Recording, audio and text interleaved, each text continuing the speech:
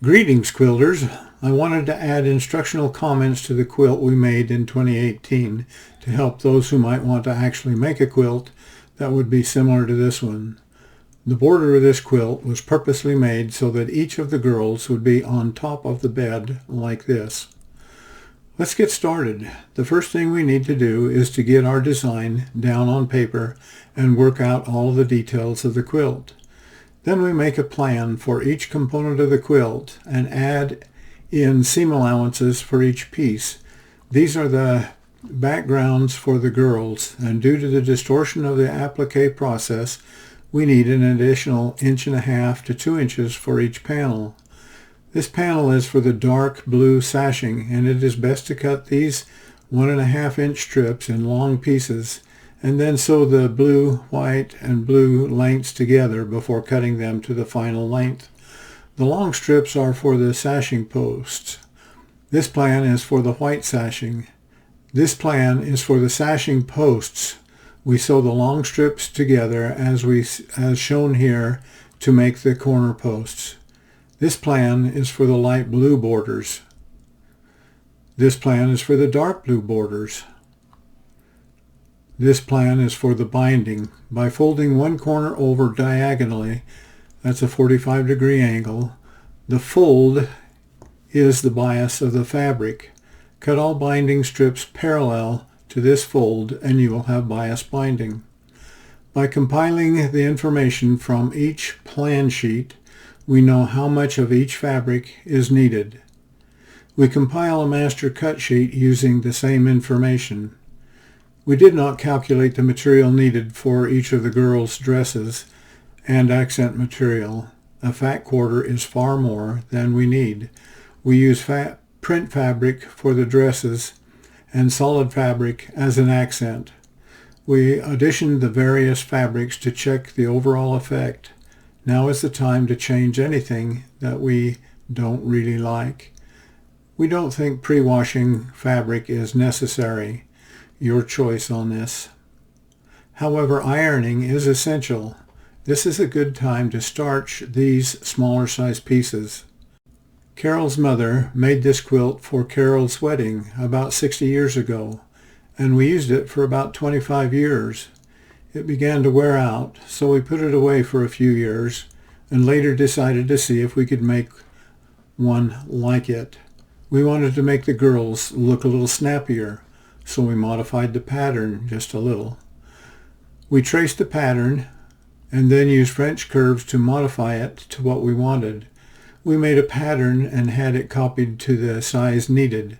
We made left and right facing copies on 11-inch by 17-inch cardstock, as well as standard paper. We needed 2 copies to cut that would make the individual pieces. We transferred these shapes to template plastic by tracing the pattern onto the template plastic. We label each piece before cutting them out so we can make a left or right facing girl. When cutting the template material, it is important to keep the cut as smooth as possible. Small defects in the cutting edge can be sanded with a fingernail file. We iron the freezer paper plastic side to the right side of the fabric. Do not iron the plastic side of the paper. It will take a lot of work to clean the iron if you do. Make sure that all of the templates are facing the same way. The pattern of the fabric may be important, so align each template with that in mind. Trace the template on the paper and cut out the pieces. Leave the paper on the piece until later. It will help prevent wrinkles and fraying caused by handling. With the letter on the templates face up, it will make a girl face one way, and with the lettering face down, the girls will face the other direction. We store all of the pieces for each girl in a separate bag until we are ready to assemble them. We are ready to cut the background material for the girls. It is best to starch the background material before starting to assemble the girls. We need to have a way to make sure that the girls are positioned in the same place on the panels. We use the cardstock patterns and tape them to the table for this process. We have marked the centers, top and bottom, left and right sides of both patterns. We finger crease the centers, top and bottom, left and right sides of the background fabric so that we can align the panels to our patterns. We align the crease marks of the background fabric, left and right sides, top and bottom, with the center marks of the pattern. We tape the background panel in place with painter's tape. We gather all of the materials needed for the assembly process: water-soluble glue, sticks, sandpaper, and the 20 different girls. We use sandpaper to keep the fabric from sliding while applying the glue. Peel the freezer paper from the piece and place it right side down on the sandpaper. Apply glue around the outer edge and the center as needed.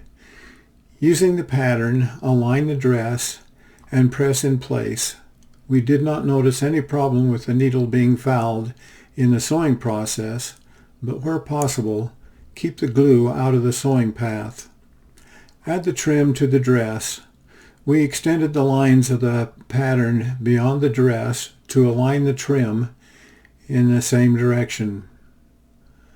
Then add the body, then add the bodice, then add the parasol, then add the bonnet, then add the bonnet accent, then add the parasol accent. We need a stabilizer to reduce puckering caused by the satin stitch. We use Aqua Magic Plus, which is a water-soluble stabilizer. We want to remove the stabilizer at a later process. Stabilizers that stay and become part of the quilt may be better at reducing distortion caused by the satin stitch. Place the panel face down and apply the stabilizer to the area that will be sewn. This is a self-adhesive material and will stick to the fabric. This may be hard to see, but the stabilizer is covering the girl. It is on the back side of the panel. The panel is ready to be sewn. Time to audition thread before sewing the panels. It's starting to get exciting as it comes together. Before sewing, we need to adjust the stitch width, length, and tension. So find some similar fabric and do some testing until you're happy with the results. This looks good to me. At the start and stop points, we will have loose threads that will need to be pulled to the back side and hidden. This will prevent the satin stitch from coming undone. Before sewing, we need to plan a sewing path to reduce starts and stops.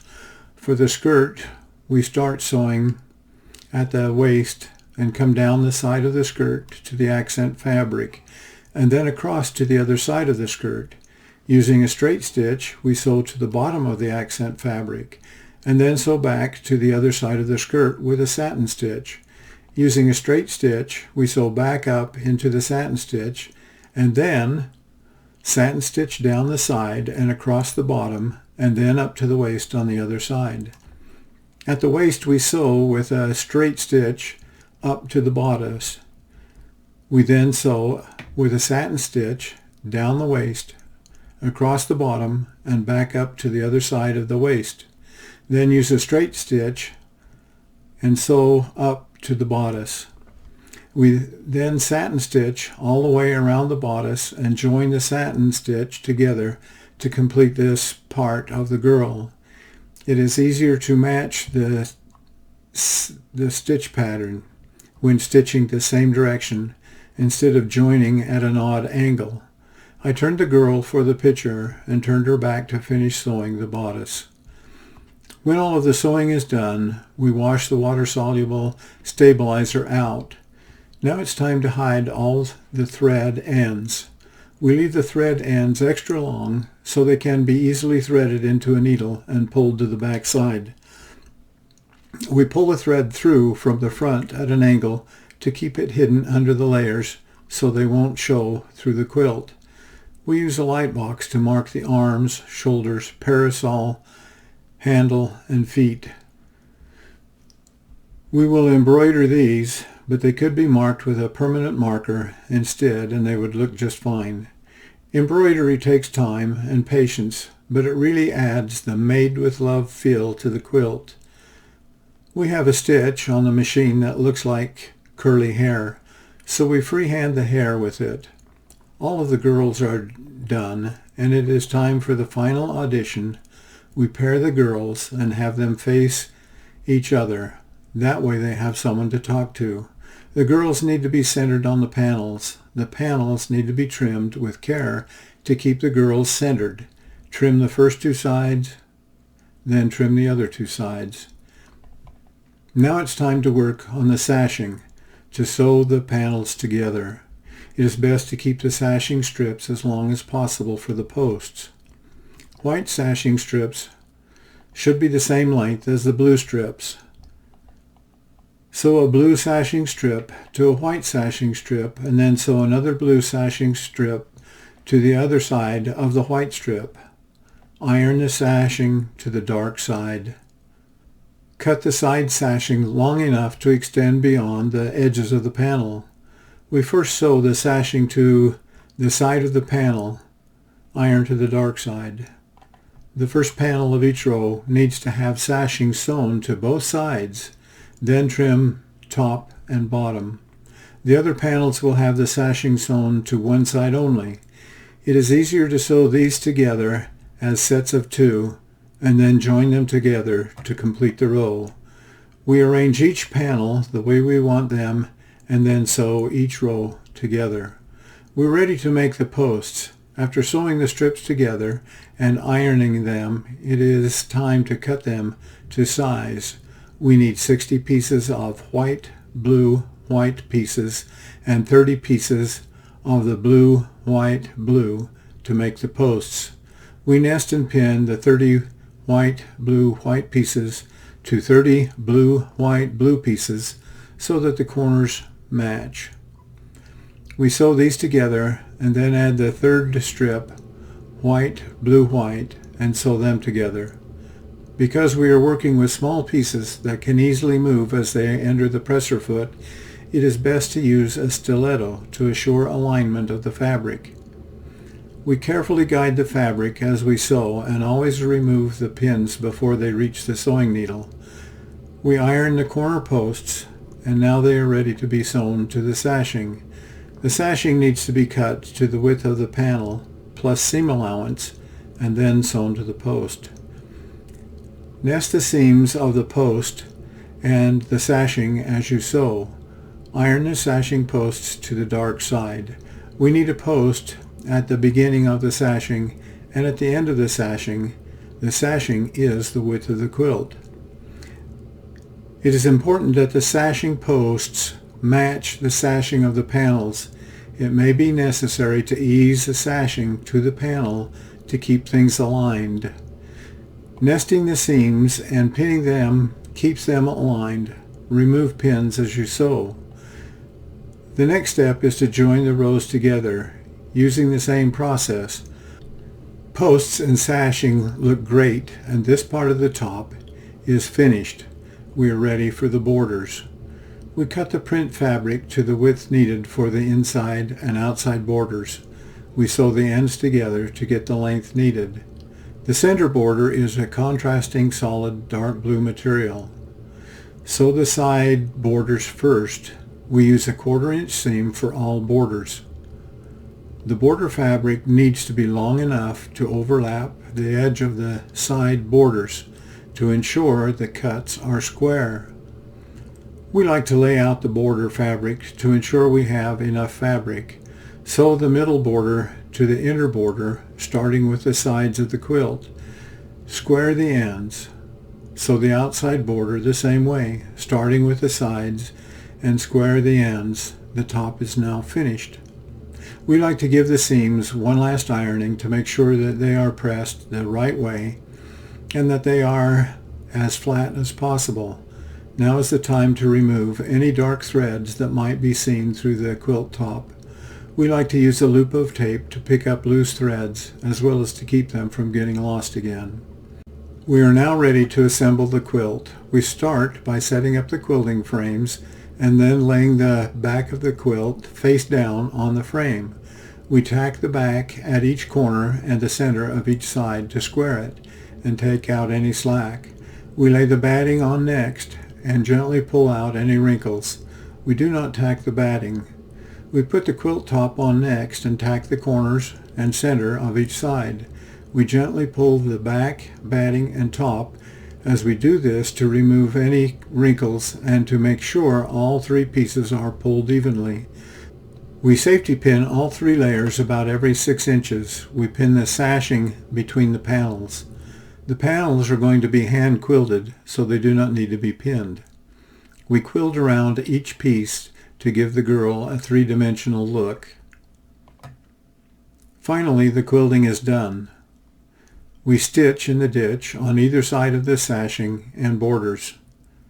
We love the effects that can be made using a sewing template, and this is quite easy to do. We trimmed the edge of the quilt to the final size. We like rounded corners to give the quilt a more feminine look.